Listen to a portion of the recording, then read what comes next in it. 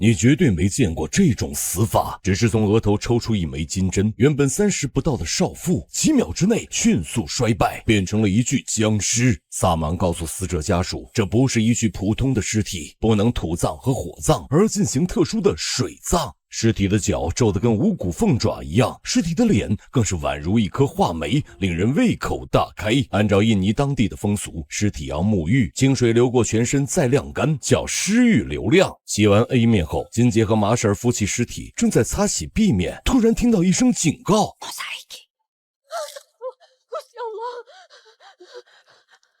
5天前，金姐听说母亲梅姨病危，专程坐长途车连夜赶回老家马家屯。一进门，她就发现现年70岁的梅姨，手指光滑细嫩，皮肤紧致 Q 弹，看上去还是少妇的模样。金姐让女儿小美上前打招呼，手刚伸过去，美突然死死抓住小美，怎么都不肯放手。马婶赶紧上前安抚，好不容易让梅姨平静下来。小学2年级的阿毛提出疑问，为什么70岁的外婆看着比30多的金姐还年轻？其实金姐也很纳闷，她和弟弟当初被莫名其妙赶出家门，这些年来一直没见过梅姨，但弟弟的心思不在母亲身上，因为他借了4000万欠条，债主称其为千条哥，威胁再不还钱就要他的命，所以千条哥借着回来探病，实际上是想偷点值钱的东西。他在衣柜里找到房契、一叠钞票以及一个诡异的面具，这个面具恰恰是梅姨青春不老的原因。到了周4一早，阿毛吵吵着玩具车不见了，要姐姐帮忙寻找。小梅隐约听到声响从外婆卧室传来，便壮着胆儿来到床边，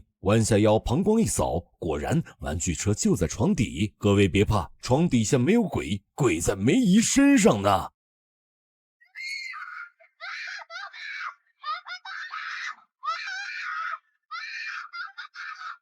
众人听到呼救，夺门而入，七手八脚将梅姨抬到床上，直到马婶放下黑胶唱片，音乐声响起，梅姨这才停止颤抖。难道这就是传说中的抖音？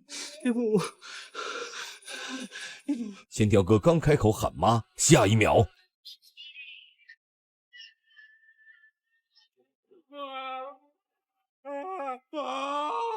看到没？饿了喊妈，保证能让你大吃一惊。姐弟俩判断梅姨中了邪，便喊来当地最有名的萨满彪叔。彪叔是烹饪系法师，先让金姐捣碎辣木叶，接着抽出一把蛇形匕首，将一根茄子抛成2半，等茄汁流进碗里，彪叔再喊千条哥上前，吩咐他等会儿见机行事。紧跟着，彪叔念动咒语，从梅姨眉心处缓缓抽出一枚金针。千条哥拿匕首刺向红薯，每刺一下，彪叔就抽出一枚金针。等到施法结束，碗里已经有10几枚之多。梅姨疯狂扭动身体，两眼一闭，死了。没了金针的梅姨，肉眼可见的干瘪下去，宛如新鲜出炉的千年僵尸。按照彪叔的说法，是金针在阻止梅姨的衰老，是一种邪恶的诅咒术，必须将其放回原处销毁，否则将祸害人间。而且梅姨的尸体也不能火葬，需要放置7天，等到下个星期4进行特殊的水葬。为什么是星期4呢？逼我50，我告诉你答案。开个玩笑，这是印尼的一种风俗，类似我们中国的头七。转眼来到第1天，金姐给母亲洗澡净身，被突如其来的警告吓得一哆嗦。到了夜里，金姐按规定换上长袍，跪在尸体前念经，再次听到了同样的警告。难道是母亲诈尸了？她正瞎琢磨呢，背后一阵阴风袭来。另一边的房间，还没睡着的小美看到门缝有影子闪过，这丫头也是够狠，居然跑下床去开门。门外自然什么人都没有，因为人已经站在了身后。小美躺下，刚闭上眼，摇椅就吱吱嘎嘎自己动了起来。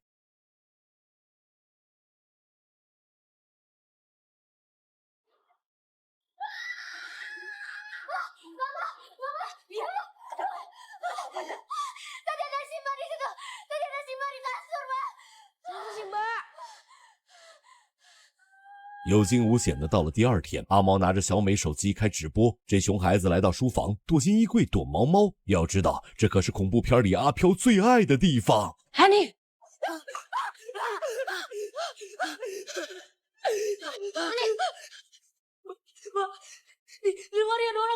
等小美追进来之后，衣柜恢复如初，什么都没找到。不过在地板上，阿毛倒是发现了那个诡异的面具。此时的千条哥还在为4000万欠款发愁，换算成人民币是2万不到。各位一个月的工资都比这个多，可千条哥穷啊，这笔钱就是天文数字。恍惚间，他听到客厅传来念经的声音，低头这么一看，好家伙，10来个妙龄女子围坐在尸体边，一个比一个好看。千条哥再一开灯，没了。话说来到第3天，千条哥提出处理遗嘱，惹得金姐勃然大怒。母亲尸骨未寒，你就想着分钱。这边姐弟俩还在吵架，另一边的阿毛惹祸了。他想起昨天捡到的面具，往脸上轻轻一扣，镜子里出现的不是倒影，而是年轻时的外婆梅姨。几分钟后，小美去找阿毛，怎么喊都没反应，直到贴近身边，阿毛猛然回头。妈妈们。人吓人，吓死人！你们说这阿毛是不是欠揍？各位先别急，夜幕降临，阿毛的报应来了。他躺着睡觉时，迷迷糊糊看到小美坐在摇椅上，不停地发出恼人的噪音。等阿毛蒙头睡着后，那玩意儿缓缓起身，走到床边，一屁股坐了下去。呼吸不畅的阿毛扯开被子，定眼一看。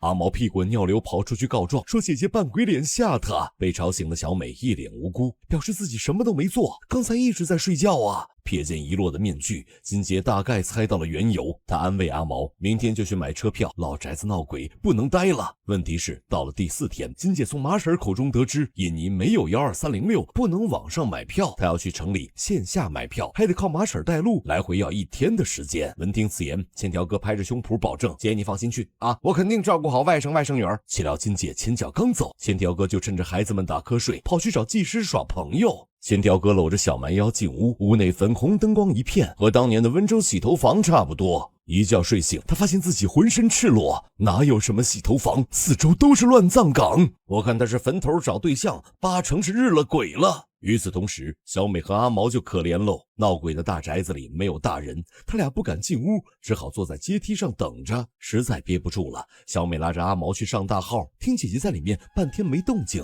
阿毛急得大喊：姐，你掉坑里了，快点夹断，轮到我了。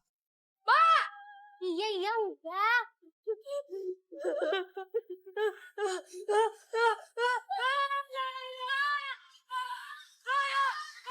俩人唬得汗毛倒竖，撒丫子跑出2里地，迎头撞见了回来的金姐。金姐听孩子们说梅姨复活了，相信江姨回去检查，发现尸体安静的躺着，一点都不带喘气儿的。一直到第5天清晨，千条哥浑浑噩噩回到家，金姐劈头盖脸一顿骂：你怎么当舅舅的？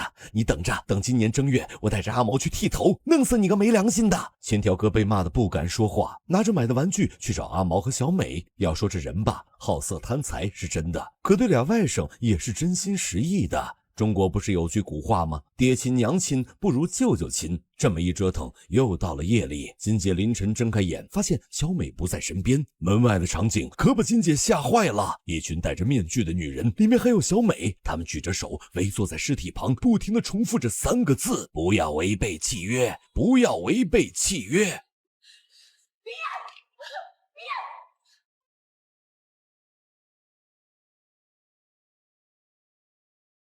熬到第6天，金姐忍无可忍了，她一把火烧掉了面具，打算今天就把母亲给埋了。千条哥劝她不要冲动，彪叔说过要等7天，现在提前下葬恐怕会惹出乱子。金姐不听，执意将尸体裹进白布，放入土坑，草草举行了葬礼。你猜怎么着？葬爱家族回到别墅时，一大堆扑棱蛾子扑面而来，好不容易驱散走了。进屋再一看，梅姨的尸体又回来了。金姐提议去马婶家躲一躲。可他们刚想离去，转角就撞见了路灯下的阿飘。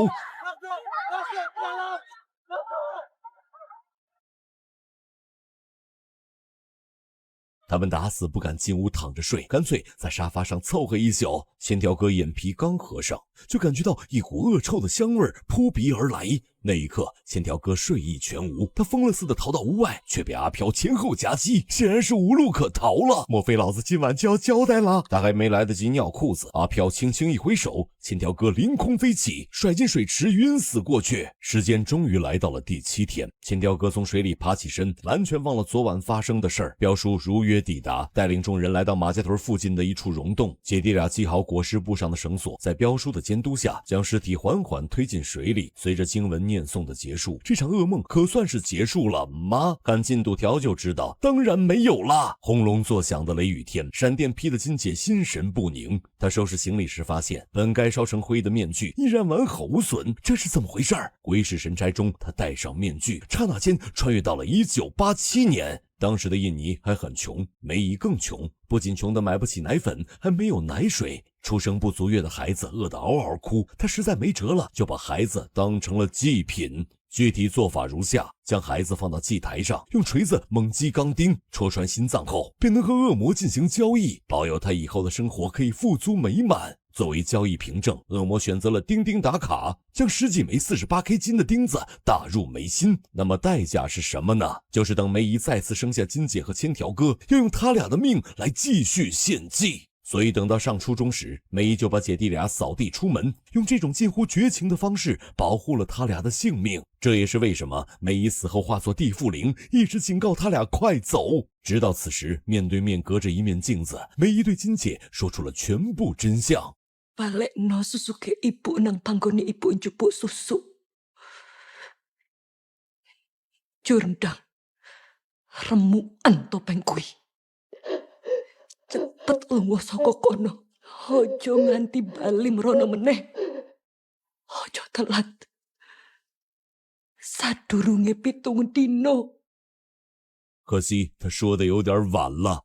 恶魔眼见搞不定大人，便把目标转移到了小美和阿毛身上。反正同样是姐弟，拿小的抵债也不亏呀。金姐和千条哥拼死抢下小美，阿毛则被吸入空中，消失在门后。老一辈欠下的孽债，不能让下一代来承担。想到这里，金姐和千条哥当即重返祭坛，说什么都要救回阿毛。姐弟俩来到溶洞最深处，在水里捞起阿毛。金姐忙着给阿毛做急救，千条哥一个不小心被无形之力一波带走。说时迟那时快，恶魔现身说法，一群面具女围绕在千条哥身边。金姐二话不说拿出面具，举起石头哐哐3、2下，面具碎裂的同时，恶魔也尖叫着裂开了。